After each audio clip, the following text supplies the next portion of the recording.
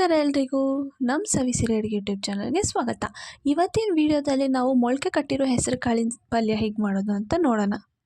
ಮೊಳಕೆ ಕಟ್ಟಿರೋ ಹೆಸರು ಕಾಳಿನ ಪಲ್ಯ ಅಂತೂ ತುಂಬಾ ಟೇಸ್ಟಿಯಾಗಿರುತ್ತೆ ಮತ್ತು ಪ್ರೋಟೀನ್ ರಿಚ್ ಕೂಡ. ಇದು ಬೆಳಗಿನ ಬ್ರೇಕ್ಫಾಸ್ಟ್ಗೆ ಒಳ್ಳೆ ಆಪ್ಷನ್ ಅಂತಲೇ ಹೇಳ್ಬೋದು. ಮತ್ತು ಇನ್ಯಾಕೆ ತಡ, ಈ ಮೊಳಕೆ ಕಟ್ಟಿರೋ ಹೆಸರು ಕಾಳಿನ ಪಲ್ಯ ಹೇಗೆ ಮಾಡೋದು ಅಂತ ನೋಡೋಣ. ಮೊದಲಿಗೆ ನಾವಿಲ್ಲಿ ಒಂದು 5ರಿಂದ 6 ಹಸಿಮೆಣ್ಸಿನ್ಕಾಯಿನ ತೊಗೊಂಡಿದ್ದೀವಿ. ಖಾರಕ್ಕೆ ಎಷ್ಟು ಬೇಕೋ ಅಷ್ಟು ನೋಡಿ ತೊಗೊಳ್ಳಿ. ನೆಕ್ಸ್ಟು ಒಂದು ಬೆಳ್ಳುಳ್ಳಿನ ಕೂಡ ಬಿಡಿಸಿ ಇಟ್ಕೊಂಡಿದ್ದೀವಿ. ನೆಕ್ಸ್ಟು ಒಂದು ಮಿಕ್ಸಿ ಜಾರ್ಗೆ ನಾವು ತೊಗೊಂಡಿರೋ ಹಸಿಮೆಣ್ಸಿನ್ಕಾಯಿನ ಹಾಕ್ಕೊಂಡಿದ್ದೀವಿ. ಅದಾದಮೇಲೆ ಬೆಳ್ಳುಳ್ಳಿನೂ ಕೂಡ ಹಾಕ್ಕೊಳ್ತಿದ್ದೀವಿ. ನೆಕ್ಸ್ಟು ಒಂದು ಸ್ವಲ್ಪ ಉಪ್ಪು ಹಾಕ್ಕೊಳ್ತಿದ್ದೀವಿ. ರುಚಿಗೆ ಎಷ್ಟು ಬೇಕೋ ಅಷ್ಟು ನೋಡಿ ಹಾಕ್ಕೊಳ್ಳಿ. ಇವಾಗ ಇದನ್ನೆಲ್ಲ ಮಿಕ್ಸಿ ಮಾಡಿ ಪೇಸ್ಟ್ ಮಾಡಿ ಇಟ್ಕೊಂಡಿದ್ದೀವಿ. ಮತ್ತು ಇಲ್ಲಿ ಒಂದು ಸ್ವಲ್ಪ ನಾವು ಮೊಳಕೆ ಕೊಟ್ಟಿರೋ ಹೆಸರು ಕಾಳನ್ನ ತೊಗೊಂಡಿದ್ದೀವಿ. ನೋಡ್ತಾ ಇರ್ಬೋದು ಎಷ್ಟು ಚೆನ್ನಾಗಿ ಮೊಳಕೆ ಬಂದಿದೆ ಅಂತ. ಇವಾಗ ನಾವಿಲ್ಲಿ ಒಂದು ಪ್ಯಾನ್ ತೊಗೊಂಡಿದ್ದೀವಿ. ಈ ಪ್ಯಾನ್ಗೆ ನಾವು ಒಂದು 3ರಿಂದ 4 ಟೇಬಲ್ ಸ್ಪೂನಷ್ಟು ಆಯಿಲ್ ಹಾಕ್ಕೊಳ್ತಿದ್ದೀವಿ. ಆಯಿಲೆಲ್ಲ ಹಾಕ್ಕೊಂಡಾದ್ಮೇಲೆ ಇದಕ್ಕೆ 1 ಸ್ಪೂನಷ್ಟು ನಾವು ಸಾಸಿವೆ ಹಾಕ್ಕೊಳ್ತಿದ್ದೀವಿ. ನೆಕ್ಸ್ಟ್ ಇದಕ್ಕೆ 1 ಟೇಬಲ್ ಸ್ಪೂನಷ್ಟು ಜೀರಿಗೆ ಹಾಕ್ಕೊಳ್ತಿದ್ದೀವಿ.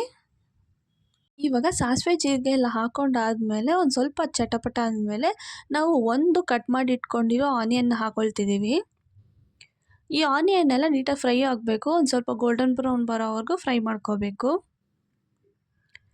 ಇವಾಗ ಆನಿಯನ್ ಎಲ್ಲ ಚೆನ್ನಾಗಿ ಬೆಂದಿದೆ. ನಾವು ಇದಕ್ಕೆ ಒಂದು ಸ್ವಲ್ಪ ಕರಿಬೇವಿನ ಸೊಪ್ಪು ಹಾಕ್ಕೊಳ್ತಿದ್ದೀವಿ.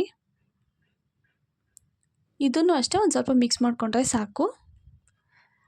ನೆಕ್ಸ್ಟ್ ಇದಕ್ಕೆ ಒಂದು 2 ಮೀಡಿಯಮ್ ಸೈಜ್ದು ಟೊಮೆಟೊನ ಕಟ್ ಮಾಡಿ ಹಾಕ್ಕೊಳ್ತಿದ್ದೀವಿ.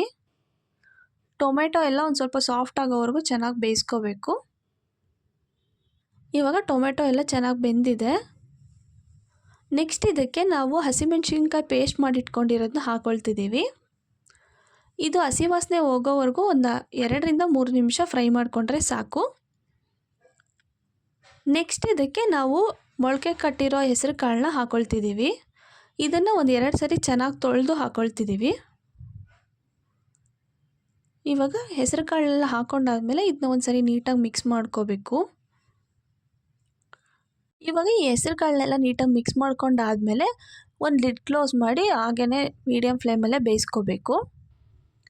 ಇದನ್ನ ಒಂದು 5ರಿಂದ 10 ನಿಮಿಷ ಬೇಯಿಸ್ಕೊಂಡ್ರೆ ಸಾಕು. ಕಾಳೆಲ್ಲ ಬೇಯುತ್ತೆ. ಮತ್ತು ಆವಾಗವಾಗ ಇದನ್ನ ಮಿಕ್ಸ್ ಮಾಡ್ತಾ ಇರಬೇಕು, ಇಲ್ಲಾಂದರೆ ತಳ ಹಿಡಿಯುತ್ತೆ. ಅದಕ್ಕೋಸ್ಕರ ಇವಾಗ ಇದಕ್ಕೆ ಒಂದು ಅರ್ಧ ಗ್ಲಾಸಷ್ಟು ನೀರು ಹಾಕ್ಕೊಳ್ತಿದ್ದೀವಿ. ನೆಕ್ಸ್ಟ್ ಇದಕ್ಕೆ ಒಂದು ಅರ್ಧ ಟೇಬಲ್ ಸ್ಪೂನಷ್ಟು ಅರಿಶಿನ ಪುಡಿ ಹಾಕ್ಕೊಳ್ತಿದ್ದೀವಿ. ಅದಾದಮೇಲೆ ಇದಕ್ಕೊಂದು ಅರ್ಧ ಟೇಬಲ್ ಸ್ಪೂನಷ್ಟು ಧನಿಯಾ ಪುಡಿ ಹಾಕ್ಕೊಳ್ತಿದ್ದೀವಿ. ಇವಾಗ ಇದನ್ನ ಒಂದ್ಸರಿ ನೀಟಾಗಿ ಮಿಕ್ಸ್ ಮಾಡ್ಕೋಬೇಕು.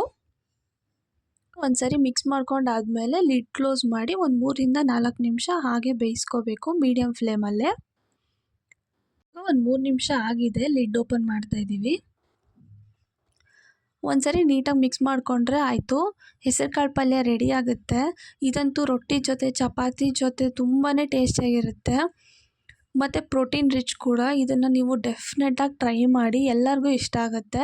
ನೀವು ಕೂಡ ಟ್ರೈ ಮಾಡಿ ಹೇಗೆ ಬಂತು ಅಂತ ತಪ್ಪದೆ ಕಮೆಂಟ್ ಸೆಕ್ಷನಲ್ಲಿ ತಿಳಿಸೋದನ್ನ ಮರಿಬೇಡಿ. ಲೈಕ್ ಮಾಡಿ, ಶೇರ್ ಮಾಡಿ, ಸಬ್ಸ್ಕ್ರೈಬ್ ಮಾಡೋದನ್ನ ಮರಿಬೇಡಿ. Thank you for watching.